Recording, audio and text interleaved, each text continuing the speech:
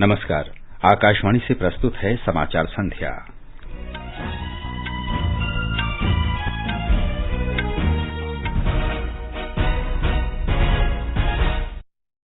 असम और पश्चिम बंगाल विधानसभा चुनाव के दूसरे चरण का प्रचार तेज हुआ। देश में कोविड से स्वस्थ होने की दर 94.32% हुई। बांग्लादेश में कोरोना संक्रमण में वृद्धि जारी। भारत ने वैक्सीन मैत्री पहल के तहत फिजी को कोविड से बचाव के लिए 1 लाख टीके भेजे। महाराष्ट्र में नक्सल रोधी अभियान में सुरक्षा बलों ने 5 नक्सली ढेर किए।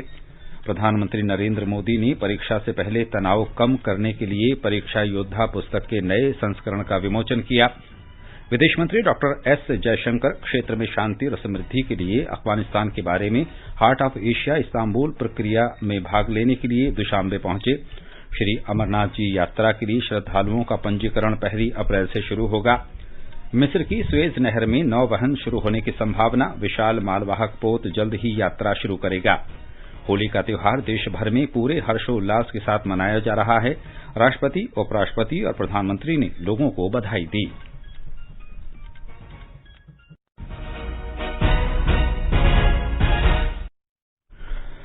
समाचार संध्या में वीरेंद्र कौशिक के साथ मैं अतहर सईद। कोविड मरीजों की संख्या फिर से बढ़ रही है। श्रोताओं से अपील है कि कोई भी कोताही न बरतें। सुरक्षा के सभी उपायों का पालन करें और 45 वर्ष से अधिक आयु के सभी लोग निसंकोच टीका लगवाएं। सुरक्षित रहें और 3 आसान उपायों का पालन करें। मास्क पहनें, 2 गज दूरी है जरूरी, सुरक्षित दूरी बनाए रखें, हाथ और मुंह साफ रखें। और अब समाचार विस्तार से। पश्चिम बंगाल, असम, तमिलनाडु, केरल और पुद्दुचेरी में विधानसभा चुनाव के लिए प्रचार चरम पर है। पश्चिम बंगाल और असम में दूसरे चरण में 1 अप्रैल को और तमिलनाडु, केरल तथा पुद्दुचेरी में 1 चरण में 6 अप्रैल को वोट डाले जाएंगे। पश्चिम बंगाल चुनाव में दूसरे चरण के तहत 1 अप्रैल को 30 विधानसभा क्षेत्रों में मतदान होगा। इस चरण में कुल 171 उम्मीदवार मैदान में हैं। इसमें नंदीग्राम के अलावा खड़गपुर सदर और मोयाना विधानसभा सीट संवेदनशील माना जाता है। इन सीटों पर जीवन के दूसरे क्षेत्रों से आए उम्मीदवार अपना राजनीतिक भाग्य आजमा रहे हैं। एक रिपोर्ट। पश्चिमी मेदिनीपुर का खड़गपुर सदर एक प्रमुख निर्वाचन क्षेत्र है, जहां भारतीय जनता पार्टी के नेता और प्रधानमंत्री नरेंद्र मोदी और गृह मंत्री अमित शाह पार्टी के उम्मीदवार अभिनेता से नेता बने हिरणमय चटर्जी के पक्ष में चुनाव प्रचार कर रहे हैं। 2016 के विधानसभा चुनाव में भारतीय जनता पार्टी के दिलीप घोष ने कांग्रेस से 10 बार निर्वाचित विधायक ज्ञान सिंह सोहनपाल को हराया था। उनके सांसद बनने के बाद तृणमूल कांग्रेस के प्रदीप सरकार ने 2019 के उपचुनाव में ये सीट जीती। इस बार प्रदीप सरकार इसी सीट से दोबारा चुनाव लड़ रहे हैं और तृणमूल कांग्रेस की स्टार प्रचारक पार्टी सुप्रीमो ममता बनर्जी उनके समर्थन में चुनाव प्रचार कर रही हैं। कोलकाता से मधुपर्णा धर चौधरी की रिपोर्ट के साथ समाचार कक्ष से विजयलक्ष्मी कासोटिया। केरल विधानसभा चुनाव में मतदान के लिए अब केवल 8 दिन रह गए हैं। राज्य में चुनाव प्रचार चरम पर है। सभी प्रमुख पार्टियों के राष्ट्रीय नेता राज्य का दौरा कर रहे हैं और कई रैलियों तथा रोड शो में शामिल हो रहे हैं। तमिलनाडु विधानसभा चुनाव में मतदान के लिए 1 सप्ताह शेष रह गया है। इस बीच चुनाव प्रचार ने जोर पकड़ लिया है। ऑल इंडिया अन्ना डीएमके पार्टी नेता और मुख्यमंत्री पलानीसामी ने सरकार की उपलब्धियों को बताते हुए चेन्नई में मतदाताओं से वोट मांगे। डीएमके पार्टी नेता एमके स्टालिन ने वेल्लोर और आसपास के जिलों में चुनावी सभाओं के दौरान आरोप लगाया कि सत्ता पक्ष स्वार्थी है और सरकार ने लोगों के कल्याण के लिए कुछ नहीं किया। वहीं भारतीय जनता पार्टी के चुनाव प्रभारी सीटी रवि ने कहा कि केंद्र सरकार के साथ मिलकर ही राज्य का विकास हो सकता है। राज्य में चुनाव प्रचार के दौरान उड़नदस्ते नकदी, सोना चांदी और उपहारों की निगरानी कर रही हैं। तमिलनाडु के मुख्य चुनाव अधिकारी सत्यव्रत साहू ने कहा है कि राज्य विधानसभा चुनाव के लिए मतदान के दौरान सभी मतदान केंद्रों पर मतदाता पुष्टि पर्ची वीवीपैट का इस्तेमाल किया जाएगा। उन्होंने चेन्नई में पत्रकारों को बताया कि राज्य में मतदान के लिए कुल 1,55,102 ईवीएम के जरिए मतदान कार्य संपन्न किया जाएगा। श्री साहू ने बताया कि राज्य में 319 करोड़ रुपए नकद के अलावा बिना कागजात के सोना और चांदी जब्त किया गया है। डीएमके पार्टी के नेता और सांसद ए राजा की मुख्यमंत्री पलानीसामी पर आपत्तिजनक टिप्पणी के मुद्दे पर श्री साहू ने बताया कि इस मामले में निर्वाचन आयोग को रिपोर्ट सौंपी जाएगी। इस बीच श्री ए राजा ने अपनी टिप्पणी के लिए आज माफी मांग ली। इससे पहले केंद्र की अपराध शाखा ने कल श्री राजा के नाम प्रकरण दर्ज किया था। ये समाचार हमारी वेबसाइट newsonair.com/hindi और हमारे mobile app news on AIR पर भी उपलब्ध हैं। चलो मिलकर एक शुरुआत करें, चलो एक फैसला आज करें, मास्क नहीं तो टोकेंगे, कोरोना को रोकेंगे, चलो एक इरादा करते हैं, चलो खुद से वादा करते हैं, मास्क नहीं तो टोकेंगे, कोरोना को रोकेंगे। समाचार संध्या में आपका फिर स्वागत है। देश में अब तक 6,05,30,000 से अधिक कोविड टीके लगाए जा चुके हैं।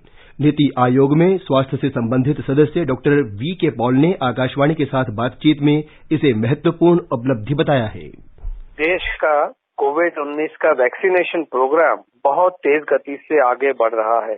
आज हमने 6 करोड़ व्यक्तियों को कोविड-19 के टीके लगाकर एक कीर्तिमान स्थापित किया है और ये गति और भी आगे बढ़ेगी। 1 अप्रैल से जो व्यक्ति 45 साल की उम्र के हैं, उन सबको अब टीकाकरण के कार्यक्रम में शामिल कर लिया गया है और हमने अपने देश में टीकाकरण के कार्यक्रम को बढ़ाते हुए इस देश से कोरोना को खत्म करना है। स्वास्थ्य मंत्रालय ने बताया है कि पिछले 24 घंटों में 68,000 से अधिक लोगों में संक्रमण का पता चला है। इसके साथ ही कोविड मरीजों की संख्या बढ़कर 1,20,39,644 हो गई है। इस महामारी से 1,13,55,993 मरीज पूरी तरह स्वस्थ हो चुके हैं। स्वस्थ होने की दर 94.32% है। पिछले 24 घंटों में 32,231 रोगियों को संक्रमण से मुक्त होने के बाद विभिन्न अस्पतालों से छुट्टी दे दी गई। इस दौरान महामारी से 291 व्यक्तियों की मौत हुई। कोविड से अब तक कुल 1,61,843 लोगों की मौत हो चुकी है। फिलहाल 5,21,808 कोविड रोगियों का उपचार चल रहा है। 8 राज्यों महाराष्ट्र, कर्नाटक, पंजाब, मध्य प्रदेश, गुजरात, केरल, तमिलनाडु और छत्तीसगढ़ में कोरोना से संक्रमित लोगों की संख्या प्रतिदिन बढ़ रही है। कुल संक्रमित लोगों में से 84.5% इन्हीं 8 राज्यों में से हैं। महाराष्ट्र में कल सबसे अधिक 40,414 लोगों में संक्रमण की पुष्टि हुई। कर्नाटक में 3,082 और पंजाब में 2,870 लोग संक्रमित पाए गए। भारतीय आयुर्विज्ञान अनुसंधान परिषद ICMR ने बताया कि 9,13,319 नमूनों की कोविड जांच की गई। अभी तक कुल 24,18,64,161 नमूनों की जांच की जा चुकी है। केंद्र शासित प्रदेश चंडीगढ़ में आज कोविड के 274 नए रोगियों की पुष्टि हुई। हमारे संवाददाता ने बताया कि पिछले 24 घंटों के दौरान 1,869 नमूनों की जांच की गई। प्रदेश में 3,08,086 नमूनों का परीक्षण किया गया। अब प्रदेश में कुल 2,746 संक्रमित लोगों का उपचार चल रहा है तथा 161 लोगों को विभिन्न अस्पतालों से छुट्टी दे दी गई। जो लोग घर में रहकर उपचार करा रहे थे, उनमें भी कोविड के अब कोई लक्षण नहीं है। बांग्लादेश में पिछले 24 घंटों के दौरान कोविड-19 के सबसे अधिक मामले सामने आए हैं। स्वास्थ्य सेवा महानिदेशालय DGHS ने बताया कि पिछले साल 8 मार्च से लेकर अब तक के सबसे अधिक 5,181 मामलों की पुष्टि हुई है। इस दौरान देश में कोविड संक्रमण से 45 लोगों की मौत हुई और इसके साथ ही मरने वालों की संख्या बढ़कर 8,949 हो गई।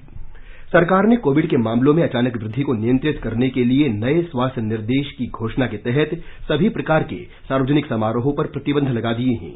इस घोषणा के तहत सार्वजनिक परिवहन में 50% से अधिक यात्रियों को ले जाने की अनुमति नहीं होगी। सरकार ने विदेशों से आने वाले यात्रियों के लिए होटलों में 14 दिनों के अनिवार्य रूप से क्वारंटीन करने की घोषणा की है। इस बीच सभी शिक्षण संस्थान भी बंद रहेंगे। सभी सरकारी और निजी प्रतिष्ठान और कारखाने अपने कर्मचारियों की संख्या के 50% के साथ काम करेंगे। बैठक, सेमिनार और प्रशिक्षण केवल ऑनलाइन मीडिया के माध्यम से ही होंगे। सार्वजनिक स्थानों पर मास्क पहनना अनिवार्य कर दिया गया है। देश में कोविड टीकाकरण का काम जारी है। केंद्र सरकार की वैक्सीन मैत्री पहल के अंतर्गत देश में बनी वैक्सीन की एक खेप आज फिजी पहुंची। फिजी के प्रधानमंत्री फ्रैंक बैनिमरामा ने ट्विटर पर बताया कि भारत से भेजे गए 1 लाख टीके फिजी पहुंच गए हैं। उन्होंने प्रधानमंत्री नरेंद्र मोदी का आभार व्यक्त करते हुए कहा कि इससे फिजी के लोगों को महामारी से उबरने में मदद मिलेगी। विदेश मंत्री डॉक्टर सुब्रमण्यम जयशंकर ताजिकिस्तान की 3 दिन की यात्रा पर आज दुशांबे पहुंचे। वे कल अफगानिस्तान के बारे में हार्ट ऑफ एशिया इस्तांबुल प्रक्रिया के 9वें मंत्रिस्तरीय सम्मेलन में भाग लेंगे। डॉक्टर जयशंकर का सम्मेलन से अलग अन्य सहयोगी देशों के नेताओं से भी मिलने का कार्यक्रम है।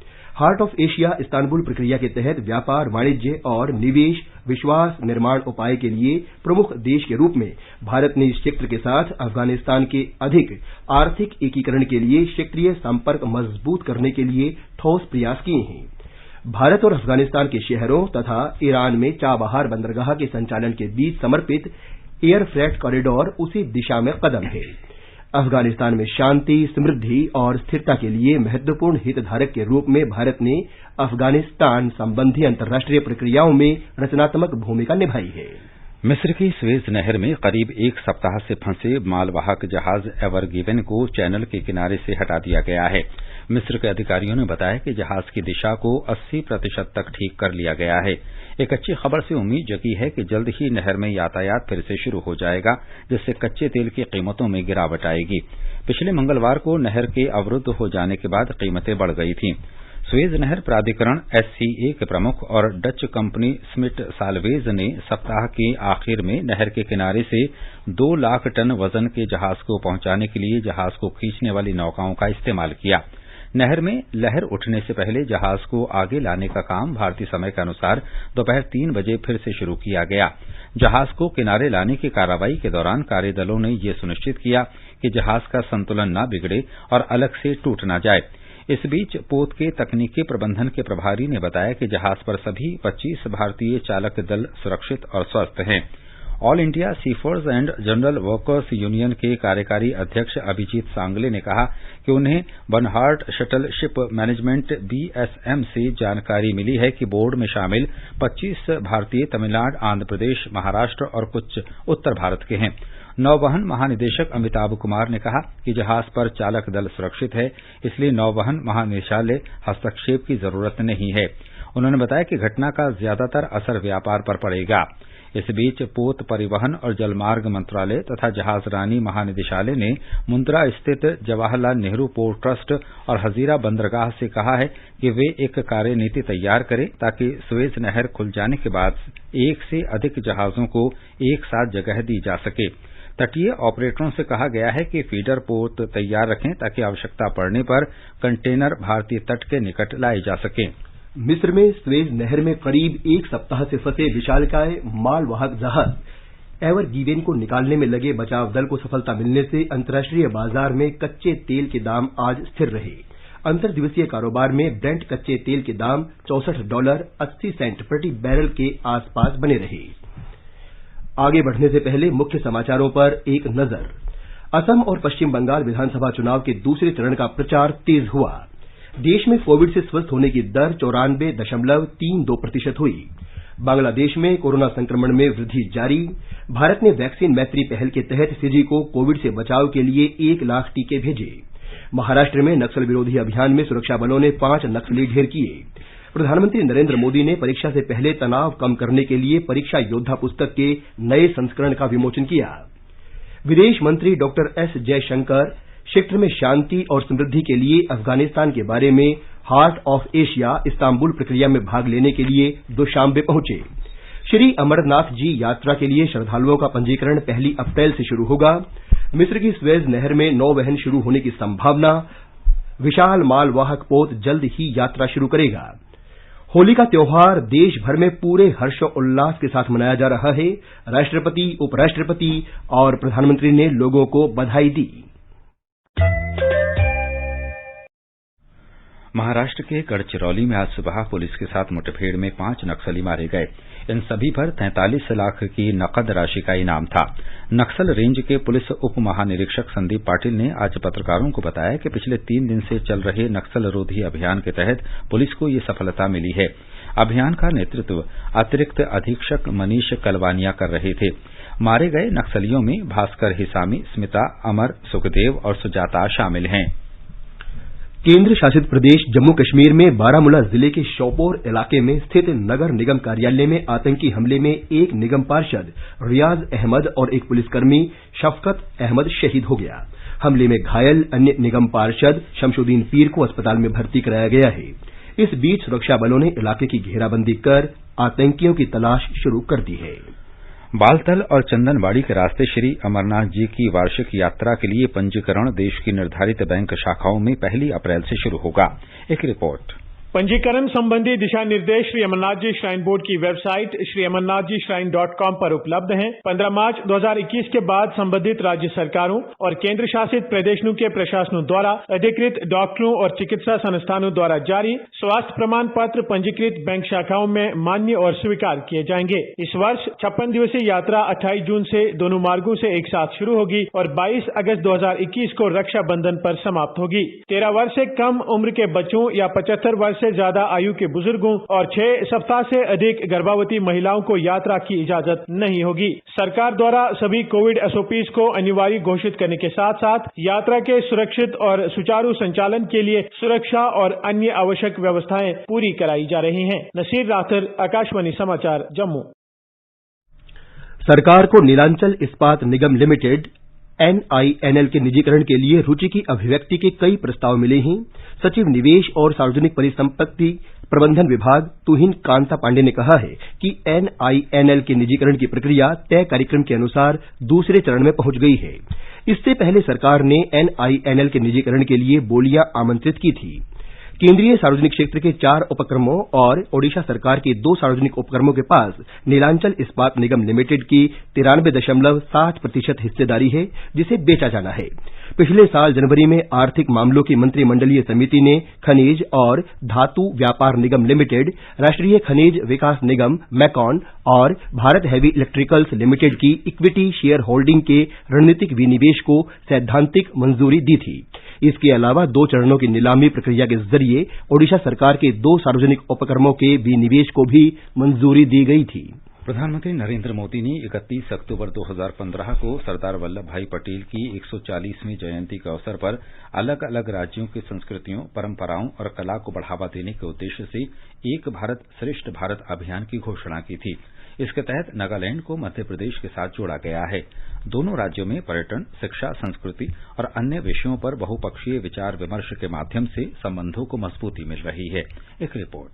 कोविड महामारी के बावजूद नागालैंड और मध्य प्रदेश राज्यों ने पर्यटन विभाग के माध्यम से निकट संबंध स्थापित किए हैं। इसके लिए वर्चुअल माध्यम से कार्यक्रम आयोजित किए गए, जहां दोनों राज्यों ने एक दूसरे की विविध संस्कृतियों, व्यंजनों, पर्यटन, त्योहारों और अन्य बातों पर विचार साझा किए। इस बारे में नागालैंड पर्यटन विभाग की पर्यटन अधिकारी सुश्री वेतली कोजा ने जानकारी दी। February last year, Institute of Hotel Management students, they came to Nagaland and we went to homestays to learn our culinary skills. So we took them to Konama and some institute, and also we had a familiarization tour for the students. And after March, because of the pandemic, we couldn't do the exchange program. So we conducted 3 webinars. एक भारत श्रेष्ठ भारत के माध्यम से राज्यों की विविध संस्कृतियों को बढ़ावा देने के प्रधानमंत्री नरेंद्र मोदी की परिकल्पना से देश में एकता की भावना को न केवल मजबूती मिली है, बल्कि राज्यों के बीच समझबूझ और जानकारी भी साझा हुई है। कोहिमा से आसनुओं की रिपोर्ट के साथ समाचार कक्ष से शशिभूषण त्रिपाठी। ये समाचार आकाशवाणी से प्रसारित किए जा रहे हैं। ताजा समाचार जानने के लिए आप हमारे Twitter handle @AIR News Hindi को फॉलो कर सकते हैं। ये आकाशवाणी है। रंगों का त्योहार होली आज देश के विभिन्न भागों में पूरे उल्लास के साथ मनाया जा रहा है। आज न छोड़ेंगे बस हम चोली, खेलेंगे हम होली, खेलेंगे हम होली। चाहे भीगे तेरी चुनरिया, चाहे भीगे रे चोली, खेलेंगे हम होली। होली के दिन दिल खिल जाते हैं, रंगों में रंग मिल जाते हैं। होली के दिन दिल खिल जाते हैं, रंगों में रंग मिल जाते हैं। गिले शिकवे भूल के दोस्तों, दुश्मन भी गले मिल जाते हैं। रंग बरसे भीगे चुनर वाली, रंग बरसे भीगे चुनर वाली, रंग रंग बरसे भीगे चुनर वाली रंग बरसे।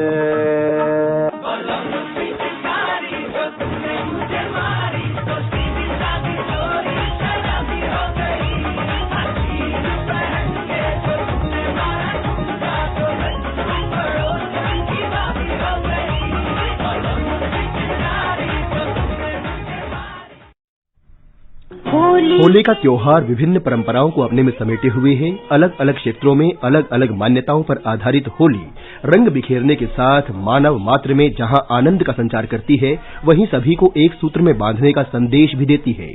धर्मस्थल अयोध्या हो, काशी हो या फिर मथुरा, देश दुनिया का कोई अन्य क्षेत्र होली त्योहार लोग श्रद्धा, भक्ति, प्रेम और भाईचारे के रूप में मनाते हैं। होली के पर्व की तरह इसकी परंपराएं भी अत्यंत प्राचीन हैं और इसका स्वरूप और उद्देश्य समय के साथ साथ बदलता रहा है। साथ ही अलग अलग मत के लोगों ने अपने आख्यान और दृष्टांत भी समय समय पर जोड़े हैं। भक्त प्रहलाद और होलिका के प्रसंग के अतिरिक्त प्राचीन काल में विवाहित महिलाएं परिवार की सुख समृद्धि के लिए होली का पर्व मनाती थी और पूर्ण चंद्र की पूजा करने की परंपरा थी। वैदिक काल में इस पर्व को नवाश्रेष्टि यज्ञ कहा जाता था। उस समय खेत के अधपके अन्न को यज्ञ में दान करके प्रसाद लेने का विधान समाज में व्याप्त था। अन्न को होला कहते हैं, इसी से इसका नाम होलिकोत्सव पड़ा। हमारा देश कृषि प्रधान देश है और इस समय लहलहाते खेतों को देखकर आनंद से विभोर कृषक होली के आनंद में डूब जाते हैं और गांव के लोग देर रात तक होली के गीत गाते हुए नाचते हैं। भारतीय ज्योतिष के अनुसार चैत्र शुदी प्रतिपदा के दिन से नव वर्ष का भी आरंभ माना जाता है। इस उत्सव के बाद ही चैत्र महीने का आरंभ होता है। अतः ये पर्व नव संवत का आरंभ और वसंत आगमन का प्रतीक भी है। ब्रज की होली आज भी सारे देश के आकर्षण का केंद्र होती है। बरसाने की लठमार होली काफी प्रसिद्ध है। मथुरा और वृंदावन में भी 15 दिन तक होली का पर्व मनाया जाता है। कुमाऊं की गीत बैठकी में शास्त्रीय संगीत की गोष्ठियां होती हैं। हरियाणा की दुलंडी और भाभी और देवर के बीच होली खेलने की प्रथा है। बंगाल की दौल यात्रा चैतन्य महाप्रभु के जन्मदिन के रूप में मनाई जाती है। महाराष्ट्र के रंग पंचमी में सूखा गुलाल खेलने, गोवा के शिमगो में जुलूस निकालने के बाद सांस्कृतिक कार्यक्रमों का आयोजन तथा पंजाब के होला मोहल्ला में सिख के शक्ति प्रदर्शन की परंपरा है। एक रिपोर्ट। भगवान श्री राम के मंदिर निर्माण की खुशी में डूबी अयोध्या ने इस बार होली विशेष आनंद उत्सव के रूप में मनाई और अस्थायी भवन में विराजमान रामलला और उनके चारों भाइयों को वृंदावन के बांके बिहारी मंदिर से आए अबीर गुलाल लगाए गए और उन्हें नए श्वेत वस्त्र धारण कराकर विभिन्न पकवानों का भोग लगाया गया और रामलला के होली खेलने का संदेश पाते ही संपूर्ण अयोध्या होली के जश्न में डूब गई। कहीं मंदिरों में फूलों की होली खेली गई तो अयोध्या के घरों, गलियों और चौराहों में अबीर गुलाल उड़ाने के साथ जमकर रंगों की बौछार की गई। संत, महंत और गृहस्थ एक दूसरे के रंग में रंगकर गले मिले और प्रेम, एकता और सौहार्द का संदेश दिया। अयोध्या से राजेंद्र सोनी। होली के दिन दिल खिल जाते हैं, रंगों में रंग मिल जाते हैं। होली के दिन दिल खिल जाते हैं, रंगों में रंग मिल जाते हैं। गिले शिकवे भूल के दोस्तों, दुश्मन भी गले मिल जाते हैं। रंगों का त्योहार होली आज पूरे उत्तर प्रदेश में परंपरागत रूप से हर्षोल्लास के साथ मनाया गया। और ब्यौरा हमारे संवाददाता से। आज होली की उमंग और उत्साह में डूबा रहा। मथुरा में पूरे महीने कई प्रकार से होली मनाई जाती है, जैसे लड्डू की होली, लठमार होली, फूलों की होली और रंगों की होली। श्री कृष्ण जन्मभूमि, द्वारकाधीश, ठाकुर बांके बिहारी, प्रिय कांठजू, गोवर्धन, गिरिराज जी मंदिर, बरसाना, नंदगाम, गोकुल और अन्य प्रमुख मंदिरों सहित यहाँ लोग अबीर, गुलाल और रंगों से होली खेलते नजर आए। मंदिरों में बड़ी संख्या में विदेशी भी होली के उत्साह में सराबोर दिखे। अयोध्या, वाराणसी सहित अन्य स्थानों पर भी होली का त्योहार परंपरागत तरीके से मनाया गया। उधर मुख्यमंत्री योगी आदित्यनाथ ने लोगों को होली की शुभकामनाएं देने के साथ उनसे कोविड-19 प्रोटोकॉल का पालन करने की अपील की है। MS Yadav, AIR news, Lucknow. Delhi के पुलिस आयुक्त SN श्रीवास्तव ने कहा है कि शब बारात और होली के दौरान अभी तक दिशा निर्देशों के उल्लंघन का कोई मामला सामने नहीं आया है। आज पत्रकारों से बातचीत में उन्होंने बताया कि दिल्ली पुलिस ने होली और अन्य त्योहारों पर गश्त बढ़ा दी है। दिल्ली पुलिस ने चेतावनी दी है कि दिल्ली आपदा प्रबंधन प्राधिकरण के कोविड दिशा निर्देशों का पालन न करने वालों के खिलाफ कड़ी कार्रवाई की जाएगी। राष्ट्रपति, उपराष्ट्रपति और प्रधानमंत्री ने देशवासियों को होली की शुभकामनाएं दी हैं। राष्ट्रपति रामनाथ कोविंद ने कहा कि होली सामाजिक सद्भाव का त्योहार है जो लोगों के जीवन में उल्लास, प्रसन्नता और आशा का संचार करता है। उपराष्ट्रपति एम वेंकैया नायडू ने आशा व्यक्त की कि होली का त्योहार लोगों के जीवन में प्रसन्नता, बेहतर स्वास्थ्य और समृद्धि लेकर आएगा। प्रधानमंत्री नरेंद्र मोदी ने कहा है कि आनंद, उमंग, हर्ष और उल्लास का ये पर्व हर किसी के जीवन में नई ऊर्जा और नए उत्साह का संचार करेगा। विदेशी नेताओं ने भी होली के अवसर पर शुभकामना संदेश भेजे हैं। अमेरिका की उपराष्ट्रपति कमला हैरिस ने लोगों को होली की शुभकामनाएं दी हैं। अमेरिका के विदेश मंत्री एंटी ब्लिंकेन ने कहा कि पूरे विश्व में कई धर्मों को मानने वाले लोग एकत्र होकर होली का त्योहार मनाते हैं और हर किसी को ये याद रखना चाहिए कि हमें जोड़ने वाला हमारे मतभेदों से अधिक बड़ा है। ऑस्ट्रेलिया के प्रधानमंत्री स्कॉट मॉरिसन ने ऑस्ट्रेलिया में रह रहे हिंदू समुदाय, प्रधानमंत्री नरेंद्र मोदी और सभी लोगों को शुभकामनाएं दी हैं। केंद्र शासित प्रदेश जम्मू कश्मीर के उपराज्यपाल मनोज सिन्हा की अध्यक्षता में प्रशासनिक परिषद ने पर्यावरणीय पर्यटन के विकास को बढ़ावा देने के लिए वन्य जीव विभाग के साथ समन्वय कर विभिन्न वन्य जीव संरक्षित क्षेत्रों में 7 नए मार्गों के विकास को मंजूरी दी।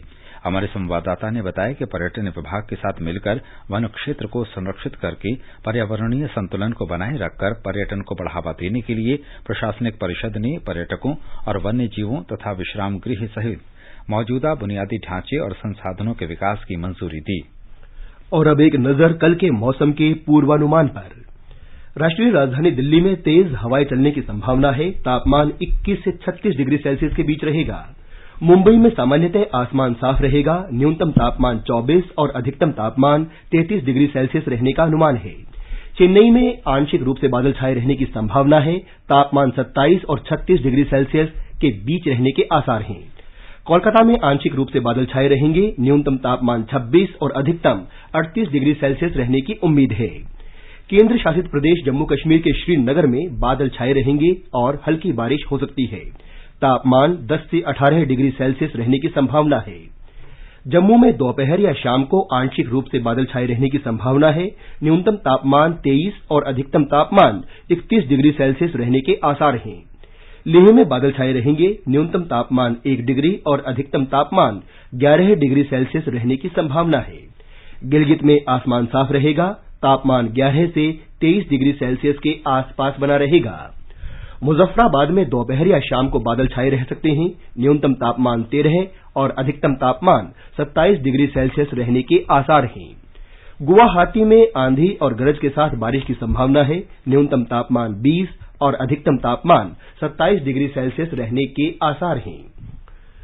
29 मार्च का दिन भारतीय क्रिकेट के इतिहास में बहुत खास है, क्योंकि आज के ही दिन 2004 में नजफगढ़ के सुल्तान वीरेंद्र सहवाग ने 13 शतक लगाकर इतिहास रच दिया था। इसके साथ ही वो बने थे मुल्तान के सुल्तान। सहवाग ने आज के दिन पाकिस्तानी गेंदबाजों पर जमकर प्रहार किया था। इस मैच में सकलैन मुश्ताक ने 200 से ज्यादा रन दिए थे। सहवाग ने उस मैच में 309 रन बनाए थे। 29 मार्च का यह खास दिन भारतीय क्रिकेट में हमेशा याद किया जाएगा। अंत में मुख्य समाचार एक बार फिर। असम और पश्चिम बंगाल विधानसभा चुनाव के दूसरे चरण का प्रचार तेज हुआ। देश में कोविड से स्वस्थ होने की दर 94.32% हुई। बांग्लादेश में कोरोना संक्रमण में वृद्धि जारी। भारत ने वैक्सीन मैत्री पहल के तहत फिजी को कोविड से बचाव के लिए 1 लाख टीके भेजे। महाराष्ट्र में नक्सल रोधी अभियान में सुरक्षा बलों ने 5 नक्सली ढेर किए। प्रधानमंत्री नरेंद्र मोदी ने परीक्षा से पहले तनाव कम करने के लिए परीक्षा योद्धा पुस्तक के नए संस्करण का विमोचन किया। विदेश मंत्री डॉक्टर एस जयशंकर क्षेत्र में शांति और समृद्धि के लिए अफगानिस्तान के बारे में हार्ट ऑफ एशिया इस्तांबुल प्रक्रिया में भाग लेने के लिए दुशांबे पहुंचे। श्री अमरनाथ जी यात्रा के लिए श्रद्धालुओं का पंजीकरण 1 अप्रैल से शुरू होगा। मिस्र की सुएज नहर में नौवहन शुरू होने की संभावना। विशाल मालवाहक पोत जल्द ही यात्रा शुरू करेगा। और होली का त्योहार देश भर में पूरे हर्षोल्लास के साथ मनाया जा रहा है। राष्ट्रपति, उपराष्ट्रपति और प्रधानमंत्री ने लोगों को बधाई दी। इसके साथ ही समाचार संध्या का ये अंक समाप्त हुआ। नमस्कार।